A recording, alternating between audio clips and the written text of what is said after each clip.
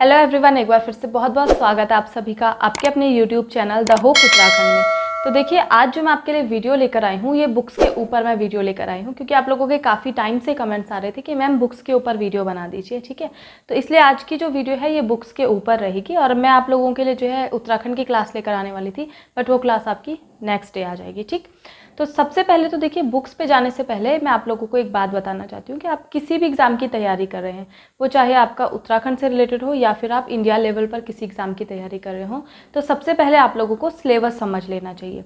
तो हम वैसे उत्तराखंड की बात कर रहे हैं, तो उत्तराखंड के लिए आप लोगों को क्या करना है, यूके SSSC का सिलेबस आपको समझना बहुत ज़्यादा ज़रूरी है। क्योंकि आप किसी भी एग्ज़ाम का जब सिलेबस अच्छे से समझ लेते हैं तो आपकी जो प्रिपरेशन होती है, तैयारी जो उस एग्ज़ाम की होती है, वो बहुत ही ज़्यादा सरल हो जाती है, ईजी हो जाती है। आप चीज़ों को अच्छे से समझते हैं, अच्छे से उस पोर्शन को देखते हैं और उसके बाद आप तैयारी करना शुरू करते हैं। तो इसलिए आपको सबसे पहले यूके SSSC का सिलेबस समझ लेना है। उसके बाद ही आपको बुक्स का चयन करना है कि ये बुक्स अच्छी है या ये बुक्स अच्छी है। बट वो चीज़ अगर आप नहीं कर पा रहे हैं तो उसके लिए मैं आप लोगों को बता देती हूँ कि कौन कौन सी बुक्स आपको पढ़नी है। ठीक है, तो देखिए, यूके SSSC का अगर हम सिलेबस की बात कर लेते हैं तो यूके SSSC का मोस्टली सिलेबस जो है सारे एग्ज़ाम्स में ऑलमोस्ट सेम दिया हुआ है। उत्तराखंड आपको मिलेगी 40 मार्क्स की अप्रॉक्स है। उसके बाद अगर हम जीएस जीके की बात करें तो वहाँ से कुछ पोर्शन है और हिंदी का कुछ पोर्शन दिया हुआ है और कुछ एग्जाम्स ऐसे हैं जहाँ पर रीजनिंग वगैरह का पोर्शन भी दिया हुआ है। तो वो चीज़ आपको देखनी है कि आपने जो फॉर्म्स भरे हुए हैं उस फॉर्म्स में जो है कौन सी रिक्वायरमेंट है। वहाँ पर उत्तराखंड की रिक्वायरमेंट हर एग्जाम में है, जीएस जीके की रिक्वायरमेंट हर एग्जाम में है और इसके साथ ही साथ हिंदी की रिक्वायरमेंट हर एग्जाम में है। तो ये जो 3 पोर्शन है ये बहुत ही स्ट्रांग आपको लोगों को कर लेने हैं ताकि आप किसी भी एग्जाम में बैठे तो आप लोगों से किसी भी प्रकार की कोई गलती ना हो पाए। ठीक है, तो सबसे पहले हम उत्तराखंड की बात कर लेते हैं। उत्तराखंड में देखिए, आप लोगों से क्या पूछा जाता है, उत्तराखंड की हिस्ट्री पूछी जाती है, परिवहन तंत्र हो गया, यहाँ का नदी तंत्र हो गया, ये सारी चीज़ें आपसे पूछी जाती है। ठीक है, तो इन सारी चीज़ों के लिए सबसे अच्छा ऑप्शन आपके पास है कि आप लोग जो है परीक्षा वाणी अपने पास रख लीजिए। परीक्षा वाणी की छोटी सी बुक आती है इस तरीके की, ठीक है, जो कि केसरी नंदन त्रिपाठी की बुक है। तो यहाँ से अगर आप कोई क्वेश्चन करते हैं और उसमें अगर आप प्रमाणित के तौर पर दे देते हैं कि मैंने परीक्षा वाणी से किया है, तो कहीं से जाकर आपका कोई क्वेश्चन गलत नहीं होगा। ध्यान आपको ये रखना है, बुक्स लेने से पहले आप जो भी बुक ले रहे हैं वो प्रमाणित होनी बहुत ज़्यादा ज़रूरी है। क्योंकि देखिए, एग्जामिनर क्वेश्चन पूछता है, बहुत बार क्या होता है कि डिफरेंट बुक में थोड़ा बहुत डिफरेंस रह जाता है। तो अगर आपकी प्रमाणित बुक से आपने आंसर किया है और आप वहाँ पर नोट कर दे देते हैं कि मैंने जो है इस बुक से दिया है, तो आपका एग्जामिनर क्वेश्चंस गलत नहीं करता है। ठीक है, लेकिन बुक आपकी प्रमाणित होनी चाहिए, जैसे कि परीक्षा वाणी है। ठीक, और इसकी अगर मैं बात करूँ बुक की, तो इसमें मात्र 23 चैप्टर दिए हुए हैं। ठीक है, तो 23 चैप्टर आपको किस तरीके से प्रिपेयर करना है इसके लिए मैं नेक्स्ट टाइम वीडियो बना लूँगी। फिलहाल मैं ओनली बुक्स के ऊपर वीडियो बना रही हूँ। ठीक, तो बुक आपने उत्तराखंड के लिए परीक्षा वाणी ले लेनी है। इसको अच्छे से आप पढ़िए, बहुत ज़्यादा बुक्स के पीछे मत भागिए। आप जितनी ज़्यादा बुक्स रखेंगे उतना ज़्यादा चीज़ों में कन्फ्यूज़ हो जाएंगे। ठीक है, बुक्स में चीज़ें एक तरीके की ही दी हुई होती है। अगर हम बात करें उत्तराखंड हिस्ट्री की, तो क्या दिया होगा, अगर आपसे चंद्र राजवंश पूछा जाता है तो सेम चीज़ें ही दी होंगी, बट तरीका अलग अलग होता है और वो तरीका समझने में ही आप लोगों को टाइम लगता है। ठीक है, अब आपसे क्वेश्चन अगर पूछा जाता है कि चंद्र राजवंश का संस्थापक कौन था, तो सबको पता है कि सोमचंद था। ठीक है, हर बुक में सोमचंद ही दिया होगा, तो आप 4 बुक ना रखकर सिर्फ एक बुक रखिए, उसको रिवाइज करते चलिए, उसको अच्छे से पढ़ते चलिए। ठीक है, तो उत्तराखंड के लिए आप लोगों को अपने पास रखनी है परीक्षा वाणी। ठीक, परीक्षा वाणी बहुत ही अच्छी बुक है और ऑथेंटिक बुक भी है। अब बात आती है कि जीके जीएस के लिए आप लोगों को क्या पढ़ना है।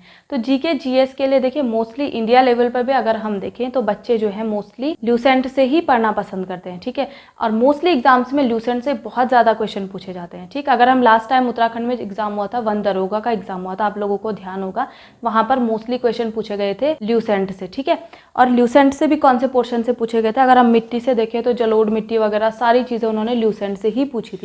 इसके साथ ही साथ फिजिक्स केमिस्ट्री बायो से जो क्वेश्चंस आए थे वो भी ल्यूसेंट से ही आए थे और इवन सेम लाइन आई थी जो कि इसमें दी हुई है बुक्स में, अगर आप लोगों ने ये चीज़ ध्यान दी होगी तो। ठीक है, तो इसलिए ये बहुत ही अच्छी बुक है आप लोगों के लिए। अगर आप ल्यूसेंट पढ़ लेते हैं जीके जीएस के लिए तो आपको दूसरी कोई बुक पढ़ने की ज़रूरत बिल्कुल भी नहीं है। तो जीएस आपको यहाँ से कंप्लीट करनी है ल्यूसेंट सामान्य ज्ञान से। ठीक है, इस पे भी बहुत ज़्यादा नहीं है चैप्टर्स, थोड़े बहुत ही हैं, बट हाँ आप लोगों को पढ़नी पड़ेगी और 1-2 नहीं 4-4 5-5 बार पढ़नी पड़ेगी, तब जाकर बुक बहुत अच्छे से आपको याद कर हो जाएगी और बार बार इसको रिवीजन करते चले जाना है। ठीक है, इसके साथ आपको क्या करना है, एक तो ये बुक रख लेनी है और इस बुक को कम से कम 2 से 3 बार आपको पढ़ना है। ठीक है, इसके बाद क्या करना है, ल्यूसेंट की एमसीक्यूज़ की बुक आती है, ठीक है। आपने ये अच्छे से पढ़ ली, एमसीक्यूज़ की आप लोग बुक लेके रख लीजिए और इसको पढ़ने के बाद आप वहाँ पर टिक करिए। बट ऐसा नहीं करना है कि पहले ही आप एमसीक्यूज़ की बुक लेकर बैठ जाएं, वो चीज़ फिर गलत हो जाती है। वहाँ पर फिर आप एमसीक्यूज़ रट्टा मारने वाली बात कर लेते हैं, जो कि आपको एग्जाम्स में थोड़ा बहुत कन्फ्यूज़ कर देता है, क्योंकि एग्जामिनर जो है हमेशा सेम क्वेश्चन नहीं देता है, क्वेश्चन घुमा कर भी दे सकता है और सेम क्वेश्चन भी घुमा कर दे सकता है। तो आपने रट्टा मारा होगा तो फंसते की बात हो जाती है, ठीक है। इसलिए चीज़ों को समझ कर पढ़ना है, पहले अच्छे से पढ़ लीजिए बुक, उसके बाद एमसीक्यूज़ लेकर बैठिए, बहुत अच्छे से आपकी प्रिपरेशन होगी, ठीक है। नेक्स्ट पोर्शन बचता है हिंदी का। तो हिंदी के लिए सबसे अच्छी बुक है ल्यूसेंट, ठीक है। ल्यूसेंट क्यों है? क्योंकि आप यूके ट्रिपल एससी का सिलेबस देख लीजिए, उसमें क्या दिया हुआ है, आपका विलोम शब्द, पर्यायवाची शब्द, वर्तनी वगैरह जितनी भी चीज़ें दी गई हैं सारी चीज़ें आपको इसमें मिल जाती हैं, ठीक है। इसके साथ ही साथ आपको क्वेश्चन पेपर्स भी इसमें मिल जाएंगे, जो कि आपको बैठकर सॉल्व करने हैं, ठीक है। उससे क्या होगा, आपकी हिंदी और ज़्यादा इंप्रूव होगी। बहुत बार क्या होता है, ऐसे वर्ड्स पूछ लिए जाते हैं जो कि हमने कभी सुने ही नहीं होते हैं, ठीक है। तो इसलिए इन चीज़ों को आप अच्छे से पढ़ते चले जाएंगे और बार बार रिविज़न करना है। ये बिल्कुल भी नहीं सोचना कि हिंदी हमारी बहुत अच्छी है, हिंदी में ही सबसे ज़्यादा बच्चे फंसते हैं, ठीक है। क्योंकि हिंदी को हम लोग बहुत ज़्यादा ईजी ले लेते हैं, बहुत आराम से हम लोग जो है हिंदी को इग्नोर कर लेते हैं। लेकिन हिंदी में जब फंसने की बात आती है तो वहाँ पर एक एक नंबर बहुत मायने रखता है, इसलिए आपको हिंदी बहुत अच्छे से पढ़नी है, ठीक। इसके बाद इसमें गद्य पद्य का पोर्शन भी दिया हुआ है, साहित्य का पोर्शन भी दिया हुआ है। उस चीज़ के लिए आप क्या कर सकते हैं, अगर आपने ये कंप्लीट कर ली है तो आप एनसीईआरटी देख सकते हैं, जो कि 11th क्लास की एनसीईआरटी है, ठीक है। वहाँ से आप गद्य पद्य कवर कर सकते हैं।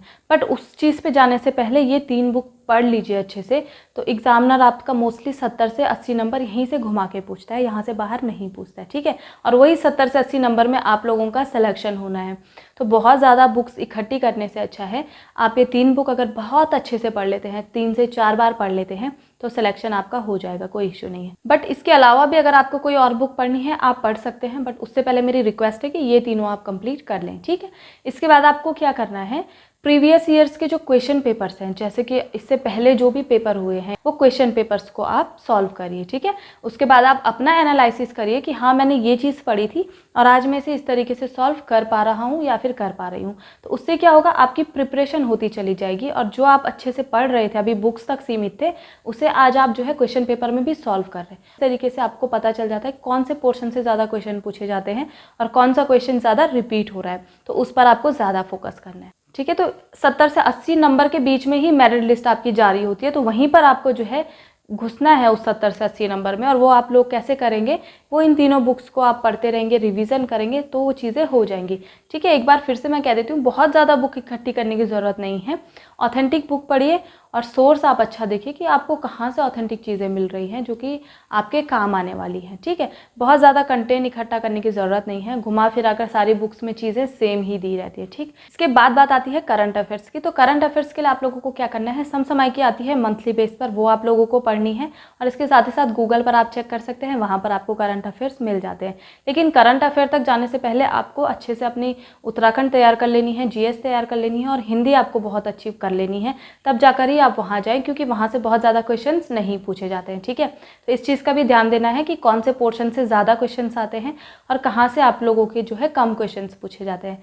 इसके साथ ही साथ अगर किसी चीज़ को समझने में कोई दिक्कत होती है, कोई प्रॉब्लम होती है, तो चैनल पर मेरी क्लासेस चल रही हैं, जो कि आप प्लेलिस्ट पर जाकर चेक कर सकते हैं, ठीक है। जिसमें एक तो उत्तराखंड हिस्ट्री मैंने स्टार्ट की है, उसके साथ ही साथ टेस्ट सीरीज़ में आप लोगों को दे रही हूँ, तो वो प्लेलिस्ट भी आप देखिए, वहाँ से भी आप लोगों को काफ़ी ज़्यादा हेल्प मिलेगी। इनकेस फिर भी कोई प्रॉब्लम होती है तो आप मुझे कमेंट कर सकते हैं, मैं उस तरीके से फिर चीज़ें लेकर आप लोगों के लिए आऊँगी। और अगर आप लोगों का अच्छा सपोर्ट रहा तो आगे चलकर मैं आप लोगों की जीएस की क्लासेस भी लेकर आऊँगी, साथ ही साथ हिंदी भी मैं आप लोगों की कवर करवा लूँगी। और एंड में अगर टाइम बचता है तो आप लोगों की रीजनिंग या फिर आपका जो करंट अफेयर का सेक्शन बचता है वो भी मैं कंप्लीट करवा लूँगी। बट उसके लिए मुझे आप लोगों का सपोर्ट चाहिए होगा, तब जाकर ही चीज़ें और अच्छे से निकल कर आएंगी, ठीक है। क्योंकि आप लोगों से मोटिवेशन मिलेगी तब जाकर मुझे अच्छा लगेगा, मैं आप लोगों के लिए और अच्छी चीज़ें लेकर आ सकूँगी। जैसे कि आप लोगों में से काफ़ी बच्चों ने पहले कमेंट्स किए थे कि बॉयज़ के फिजिकल की वीडियो बना दीजिए, मैं लेकर आई थी आप लोगों के लिए, ठीक है। उसके बाद आप लोगों के कमेंट्स आ रहे थे कि मैम बुक्स के ऊपर वीडियो बना लीजिए, तो आज मैं बुक्स की भी लेकर आई हूँ। तो इसी तरीके से सपोर्ट अच्छा रहेगा तो आगे मैं आपका जो सिलेबस है यूके ट्रिपल एससी का, उसके अकॉर्डिंग आप लोगों के लिए सारा का सारा सिलेबस कंप्लीट करवा लूँगी। और उसके बाद आप लोगों का टेस्ट सीरीज़ भी यहाँ पर मैं चला रही हूँ, और साथ के साथ जो पोर्शन बचेगा वो भी मैं अच्छे से कंप्लीट करवा लूँगी। तो एग्ज़ाम्स होने से पहले आप लोगों का जो सिलेबस है वो कंप्लीट हो जाएगा। वो किसी भी एग्ज़ाम का हो, चाहे वीडियो, वीपीडीओ या फिर जो आगे भर्ती आने वाली है, उत्तराखंड पुलिस की भर्ती आएगी, उसके लिए भी मैं क्लासेस चलाने की कोशिश करूँगी। साथ ही साथ जो आपका फॉरेस्ट गार्ड का एग्ज़ाम होने वाला है उसके लिए भी हम लोग क्लास चलाएंगे। बट आप लोगों का सपोर्ट मुझे चाहिए होगा, तब जाकर ही मैं ये चीज़ें आप लोगों के लिए कर पाऊँगी।